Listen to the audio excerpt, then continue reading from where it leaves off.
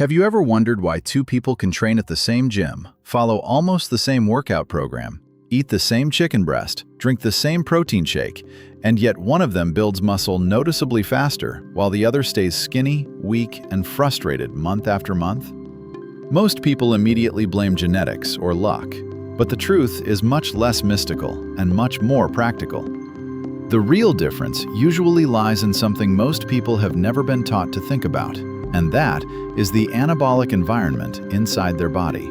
Today, I want to help you understand what an anabolic environment actually is, why it plays a decisive role in how fast you build muscle, and most importantly, how you can activate it correctly without eating 8 meals a day or drowning yourself in supplements. First, we need to clear up a very common misunderstanding about nutrition and training. Muscle does not grow simply because you eat a lot of protein. Your body does not wake up one morning, see extra chicken and whey protein, and decide to build muscle for no reason. The true trigger for muscle growth is resistance training. Lifting weights, doing push-ups, pull-ups, squats, or any form of progressive resistance training sends a powerful signal to your body that the muscle tissue is being challenged beyond its current capacity. That signal is what turns on the biological switch for muscle protein synthesis. Nutrition does not flip the switch by itself. Nutrition only supports the signal once it has already been sent. Without sufficiently intense and progressive training, even the most perfect diet in the world will not lead to meaningful muscle growth. Research summarized by Schoenfeld and Aragon in 2018 clearly shows that resistance training is the primary stimulus for hypertrophy, while nutrition determines how well and how fast your body can respond and recover from that stimulus. Once the training signal is in place, the next foundation of an anabolic environment is energy balance. Your body operates on a simple but unforgiving principle: energy in versus energy out. If you consistently eat fewer calories than you burn, you are in a calorie deficit. In that state, your body is forced to cut costs, and muscle tissue is one of the first things to be sacrificed because it is metabolically expensive. If you eat roughly the same amount of calories that you burn, you are at maintenance. In this state, your body weight stays stable, and depending on your training level, you may slowly recomposition by gaining a bit of muscle while losing a bit of fat. However, if your goal is to build muscle efficiently, the most favorable condition is a small and controlled calorie surplus. This means eating just enough extra energy to support muscle growth without pushing your body to store excessive fat. A study published in Sports Medicine in 2013 showed that individuals who gained body weight slowly, around 0.2% per week, gained mostly lean mass, while those who gained weight faster, around 0.5% per week, accumulated significantly more fat. This is why mindlessly eating everything in sight is not a smart strategy. A clean anabolic environment is not about eating as much as possible. It is about eating just enough to support muscle growth while keeping fat gain under control. Protein is often called the building block of muscle, and for good reason. Muscle tissue is built from amino acids, which come primarily from dietary protein. According to a large review published in Nutritional Reviews in 2020, the optimal protein intake for people engaged in resistance training falls between 1.6 and 2.0 grams per kilogram of body weight per day. For a person weighing 70 kilograms, that means roughly 110 to 140 grams of protein daily. More is not always better. Your body can only stimulate muscle protein synthesis up to a certain limit. Beyond approximately 1.6 grams per kilogram per day, additional protein does not significantly increase muscle gain for most people.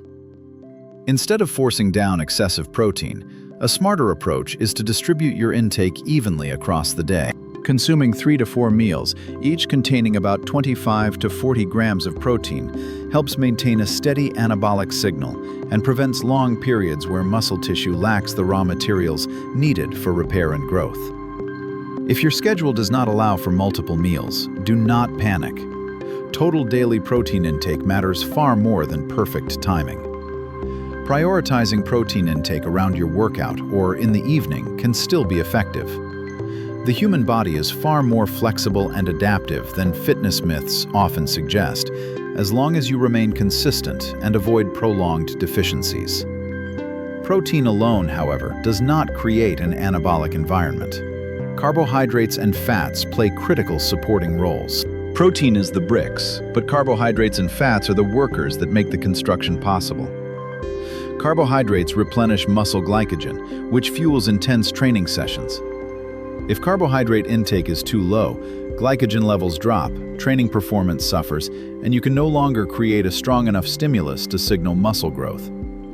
According to the International Society of Sports Nutrition, individuals performing resistance training should consume roughly 3 to 5 grams of carbohydrates per kilogram of body weight per day for light to moderate training, and up to 5 to 12 grams per kilogram for high volume or high intensity training. Dietary fat is equally important. Fat intake supports hormonal balance, including testosterone production and overall endocrine health. A general guideline is around 0.5 to 1.5 grams of fat per kilogram of body weight per day, depending on total caloric needs and individual preferences. Chronically low fat intake has been associated with reduced testosterone levels, while prolonged carbohydrate restriction can elevate baseline cortisol and impair recovery. Both scenarios damage the anabolic environment you are trying to build. Theory is one thing, but applying it in real life requires flexibility. Creating a true anabolic environment is not about eating at exact times on the clock.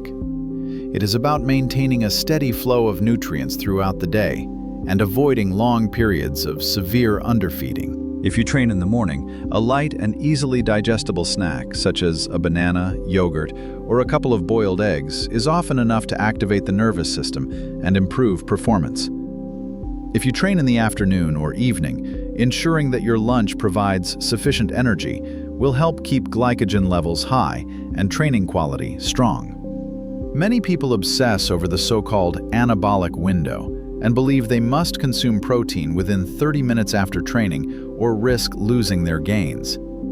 However, research by Schoenfeld in 2013 showed that there is no magical 30-minute window. As long as you consume a protein-rich meal within about 2 hours before or after training, muscle growth outcomes are similar. Eating immediately after training can be beneficial if you trained in a fasted or underfed state, but it is not mandatory for everyone. Once again, consistency and total daily intake matter far more than perfect timing. When it comes to supplements, the market is flooded with products promising miraculous results, but only a few have strong scientific support. Caffeine is one of the most effective performance-enhancing substances available. A meta-analysis published in 2019 showed that caffeine can improve training performance by 3 to 6%, allowing you to lift slightly heavier weights or perform more repetitions, which translates into a stronger growth stimulus over time. Protein supplements, such as whey or casein, are not magical, but they are extremely convenient for busy individuals who struggle to meet their protein needs through whole foods alone. Creatine monohydrate is the most well-researched supplement for strength and muscle performance. It has been shown to increase strength by 5 to 15% and improve muscle fullness and recovery. When used at appropriate doses, all three are considered safe and effective, but they should always be viewed as tools that support an anabolic environment, not replacements for proper training and nutrition. There is one factor that many people ignore, yet it can completely destroy even the most perfect diet and training plan. That factor is lifestyle. You can eat enough, train hard, and take the best supplements available. But if you consistently sleep too little, live under chronic stress, and eat irregularly, an anabolic environment simply cannot exist. Growth hormone is released primarily during deep sleep, while cortisol rises during prolonged stress and actively breaks down muscle tissue. Research has shown that sleeping less than 6 hours per night over extended periods reduces muscle protein synthesis and increases muscle breakdown. Sometimes the reason you are not growing has nothing to do with what happens inside the gym. It has everything to do with the chaos outside of it. prioritizing 7 to 8 hours of quality sleep, staying hydrated, managing stress, and maintaining a stable routine are not optional extras. They are foundational elements of muscle growth. Every day does not need to be perfect. What matters is that each day moves you one small step closer to a more stable and supportive internal environment. In conclusion, muscle growth is not about secrets, shortcuts, or extreme behavior. It is about understanding how your body actually works and aligning your training, nutrition, and lifestyle with that reality. If this video helped you see muscle building from a clearer and more scientific perspective, consider sharing it with someone who is struggling to make progress. I am not selling supplements or promoting gimmicks. My only goal is to help you train and eat smarter based on real research rather than gym myths. All content in this video is for educational purposes only. If you have specific health conditions or concerns, consult a qualified medical professional. Stay consistent, stay patient, and build your anabolic environment one day at a time.